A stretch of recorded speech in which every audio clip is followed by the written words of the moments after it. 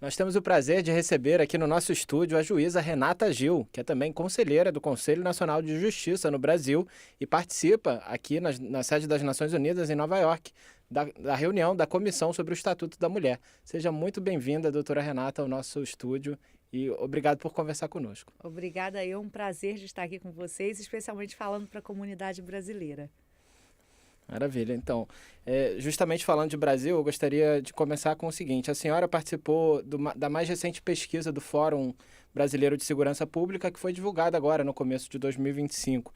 De acordo com esse levantamento, doutora, qual que é o retrato hoje da violência contra a mulher no Brasil?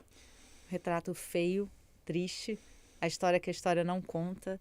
É um apagamento gigantesco das mulheres no Brasil durante muito tempo, mas é revelador não só de novos tipos de violência que ainda não constavam, né, dos acervos, dos bancos de dados, como a violência psicológica, que foi criminalizada recentemente, no ano de 2021, por uma lei, inclusive, que eu apresentei ao parlamento, o pacote Basta, que não só criou a Sinal Vermelho como o crime de violência psicológica, mas a gente tem visto o incremento desse crime, que é um passo, né, um degrau para a violência maior, que é a violência que vitima as mulheres com a sua capacidade física e até mesmo levando as mulheres à morte, o feminicídio. E um dado que foi estarrecedor no último levantamento foi que essa violência é praticada na frente das crianças. As testemunhas são os filhos dessas relações. 70% dos casos são praticados dentro do ambiente da casa, do ambiente doméstico, familiar. Isso dificulta a apuração. Metade das mulheres não denuncia, e por vários fatores que a gente está estudando agora, e de uma forma também estarrecedora, escandalosa, a gente tem 21,4 milhões de mulheres sofrendo os tipos de violência que estão descritos na Lei Maria da Penha.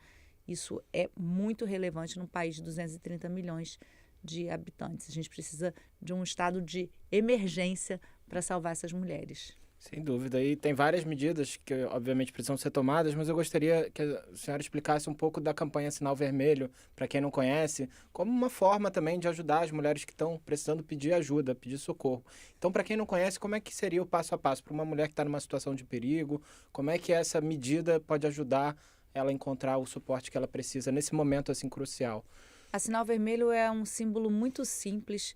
Ela foi fundamentada numa campanha que aconteceu na Índia, Red Dot, que as mulheres usavam aquela bolinha vermelha na testa, elas passaram a usar na mão. Aliás, ontem aqui na ONU eu conheci a dirigente dessa instituição Red Dot indiana, que me inspirou, foi um momento de muita emoção, mas com um simples sinal vermelho, um X vermelho na palma da mão, às vezes um símbolo só, um gesto, a mulher pede socorro e ela é imediatamente conduzida à autoridade policial. A pessoa que percebeu o sinal vermelho liga para o 190 no Brasil, né, a polícia militar.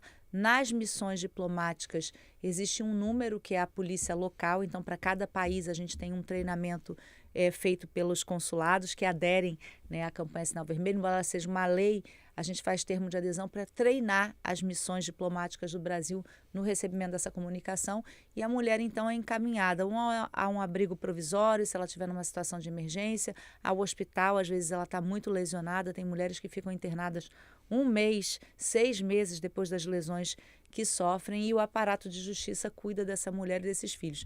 A gente tem casos, inclusive, aqui em Nova York, de mulheres que foram atendidas e teve até um amparo para o cachorrinho da mulher que ficou, né, sem ter onde ficar depois que essa mulher foi internada. Então é muito simples, um sinal vermelho é um símbolo silencioso e ele é tão eficiente que nesse carnaval eu fazia um trabalho, né, nos camarotes lá em São Paulo, e pedi uma moça que estava na plateia um batom para eu fazer o X vermelho, porque o Carlinhos Brown iria falar sobre a campanha durante o seu show. E o esposo dessa moça me perguntou: você está em perigo para fazer o sinal vermelho? Essa pessoa que te acompanha está te agredindo? Então, já é tão conhecido, né, o símbolo, que as pessoas já estão se voluntariando. Isso é absolutamente recompensante diante desse trabalho que a gente tem feito de letramento, de conscientização das mulheres, que elas precisam denunciar. Se elas não denunciarem, elas correm risco de vida. Então, é um incentivo à denúncia, e as denúncias são importantes porque a mulher passa a ter direito a uma medida protetiva, ela entra no sistema de justiça e a gente consegue, como poder público, mapear os locais em que a violência ocorre mais e destinar os recursos humanos e financeiros para as campanhas que sejam efetivas no combate a essa violência. Perfeito. Renata, a gente está falando aqui das formas, digamos, tradicionais de violência, mas hoje a gente vive uma realidade onde tem outros ambientes onde essa violência contra a mulher está se manifestando, principalmente no ambiente online.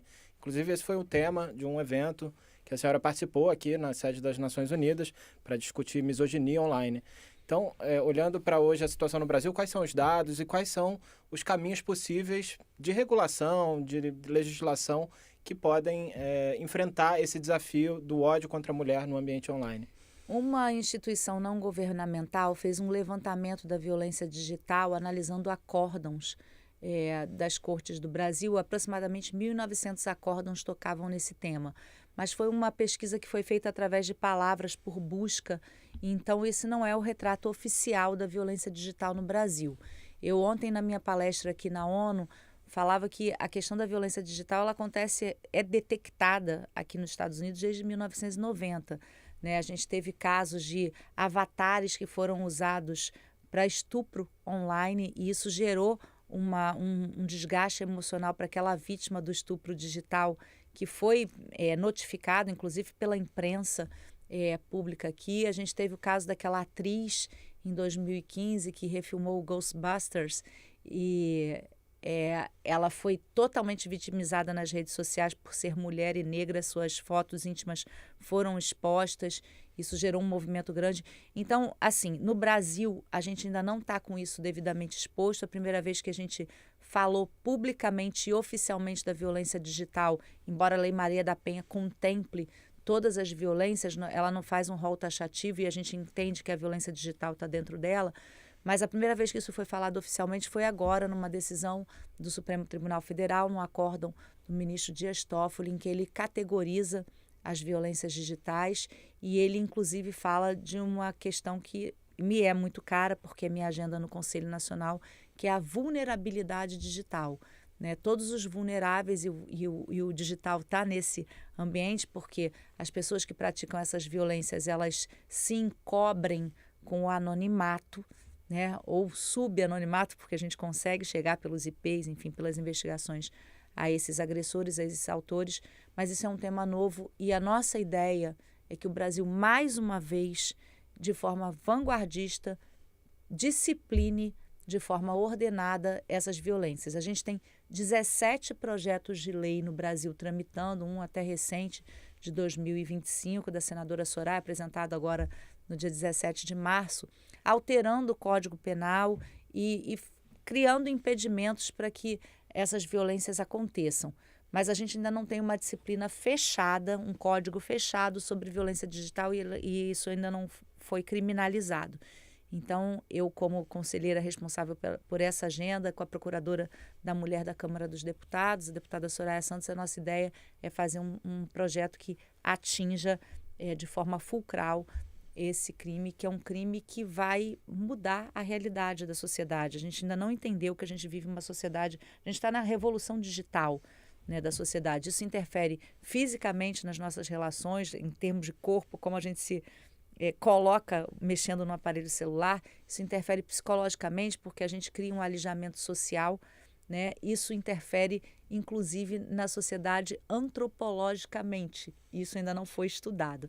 Então, a nossa ideia é dar um pontapé inicial para que todos esses estudos sejam feitos, estatísticas sejam feitas e que dentro do painel de violência contra a mulher que foi instalado agora no mês de março no Conselho Nacional de Justiça, eu fui responsável pela organização desse painel, a gente tem um dispositivo sobre violência digital.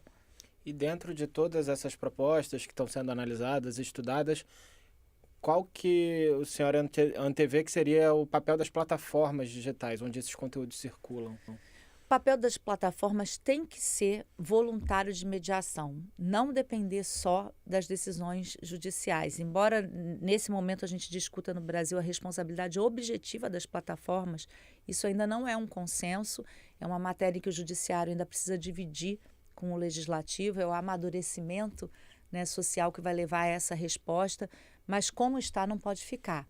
Então, a gente tem feito um trabalho, eu como conselheira do Conselho e também como sociedade civil organizada pelo Instituto Nós por Elas, a gente tem dialogado com as plataformas. Aliás, as plataformas em algum momento são minhas aliadas, inclusive na divulgação da Sinal Vermelho. Uber, iFood, que são, né, eu estou falando aqui genericamente, mas tem tantas outras, assinaram termos de cooperação com o Conselho Nacional para nos ajudar que as mulheres consigam denunciar. A gente faz outros trabalhos com redes sociais importantes e que são muito usadas pelos brasileiros, mas para divulgar essas campanhas e esses movimentos de combate à violência. De outro lado, a gente sabe que agressores se escondem dentro dessas plataformas. Então, a nossa ação não é de atacar as plataformas, é de trazer as plataformas como aliadas para que a gente identifique esses agressores e responsabilize esses agressores. Se esse trabalho não for feito voluntariamente, que a gente espera que aconteça, ele de qualquer forma vai ter que ser feito coercitivamente através de legislação ou de determinação do Supremo Tribunal Federal.